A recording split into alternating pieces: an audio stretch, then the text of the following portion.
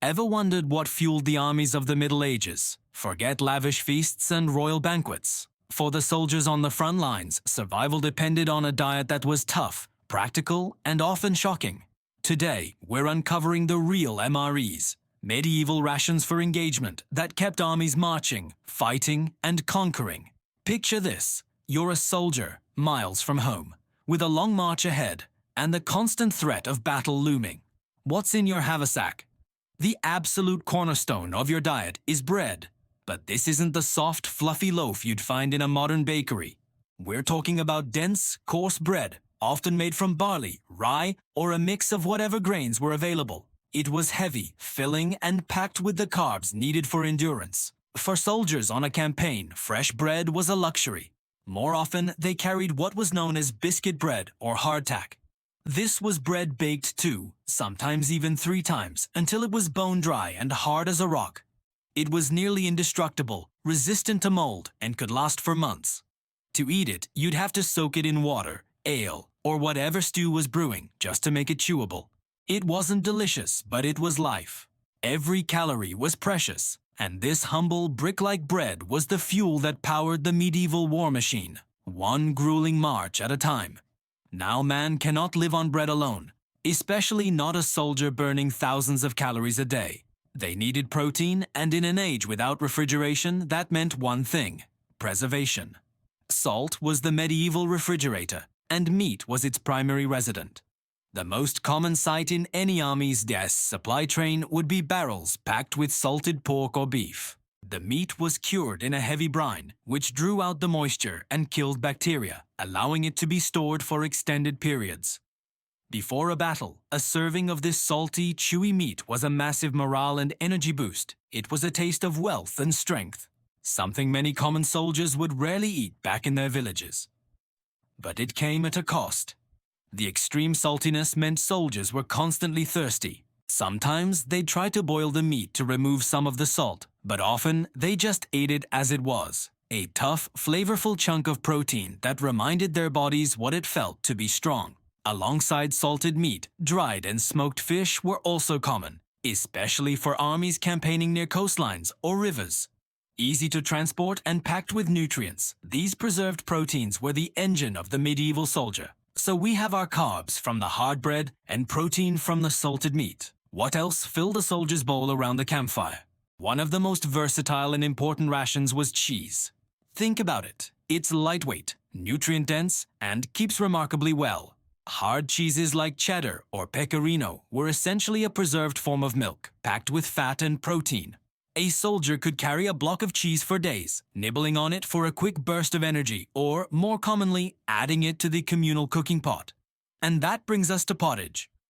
This was the quintessential medieval soldier's meal, a thick, hearty stew that was the original one-pot wonder. It was simple, efficient, and could be made from almost anything. The base was usually oats, barley, or dried peas, boiled into a thick gruel. Into this pot went anything and everything the soldiers had: chunks of that salted meat, crumbled cheese, foraged herbs, wild onions, carrots, or beans, scavenged from a nearby farm. Everyone contributed what they had, and the result was a bubbling, savory stew that filled their bellies, warmed them on cold nights, and fostered a sense of camaraderie. This wasn't gourmet cooking, it was survival. But a warm bowl of pottage could feel like a feast to a weary soldier, a small comfort before facing the chaos of the battlefield. Now, let's talk about what they were drinking. If you think soldiers were constantly chugging water from their canteens, think again.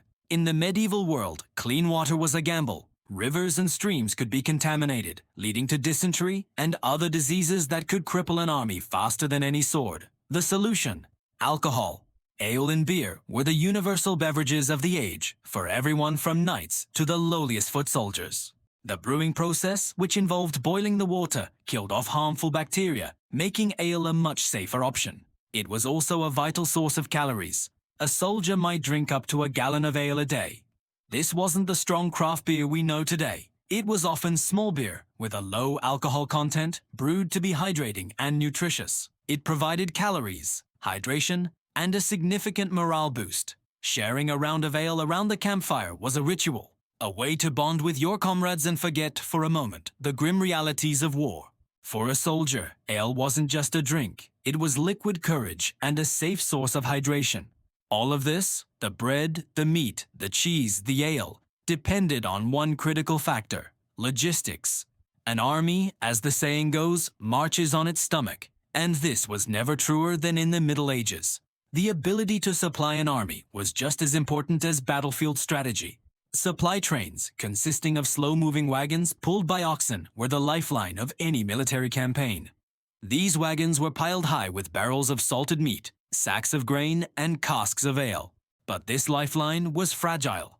Bad weather could turn roads into impassable mud pits, stranding supply wagons for weeks. An ambush could scatter the train, leaving the army with nothing. During a siege, cutting off the enemy's food supply was a primary objective. Armies would starve into submission. We see this time and again throughout history. The success of the First Crusade was partly due to their ability to secure supply lines, while many campaigns failed simply because the food ran out. Behind every legendary victory was a team of quartermasters and a well-oiled supply chain. And behind many catastrophic defeats, you'd find empty wagons and the gnawing ache of hunger. Food, or the lack of it, decided the fate of battles, kingdoms, and entire wars. So as we imagine these medieval warriors, clad in shining armor, standing ready as the sun rises on the morning of a battle, let's remember what truly sustained them. Their courage wasn't just forged in the smithy's fire, it was built on a foundation of hard bread, salty meat, and humble ale. Their strength came not only from their weapons, but from the calories that fueled their bodies and the shared meals that forged their bonds. The silent, unsung hero of medieval warfare wasn't a knight or a king, but the food that gave them the strength to fight another day. Next up, protein. Soldiers couldn't exactly stop for a barbecue on the way to a siege, so they relied on preserved meats. Salted pork and dried fish were common. Just like the hardtack, the key was preservation. The meat was heavily salted or smoked to prevent it from rotting. Imagine gnawing on a piece of pork that's more salt than meat. It was tough, chewy, and incredibly thirsty work. But it provided the essential protein and fats needed for muscle strength and endurance. Sometimes they'd get lucky with a bit of dried sausage or bacon, which was a real treat. What about vegetables? Fresh produce was a luxury you couldn't carry on a long campaign. Instead, soldiers ate what they could find. They'd often carry bags of dried peas, beans, and lentils. These were lightweight, packed with nutrients, and could be boiled into a thick, hearty soup or pottage. This pottage was the medieval equivalent of a one-pot wonder. They'd throw in their soaked hardtack, bits of salted meat, and any onions, leeks, or root vegetables they could forage along the way. Everything went into a single cauldron over a campfire. Speaking of cooking, it was a communal affair. Soldiers were often organized into small groups, or messes, who would pool their rations and cook together. Each group would have a designated cook, who probably was a master chef, but knew how to make a tough piece of salted beef somewhat palatable. They'd use a single large pot, hung over an open fire. It was simple, efficient, and built camaraderie. They'd boil everything together, creating a thick, calorie-dense stew that would fuel them for the next day's march or battle. And to drink, water was often unsafe, so the go-to beverage was small beer or ale. It was low in alcohol, safer to drink than most water sources because the brewing process killed off bacteria, and it provided extra calories. Each soldier might be entitled to a gallon of ale per day. It was hydrating and energizing, the medieval Gatorade, if you will. So, the diet of a medieval soldier wasn't about fine dining. It was about survival and peak performance under the harshest conditions. Hardtack for carbs, salted meat for protein, and a pottage of dried vegetables for everything else, all washed down with ale. It was a gritty, tough, but incredibly practical diet that powered the armies that shaped history. The next time you see a movie with knights feasting before a battle, you'll know the real story was a lot more crunchy. Thanks for joining me on this historical deep dive. If you found this fascinating, hit that like button and be sure to subscribe for more surprising stories from the past. See you in the next one.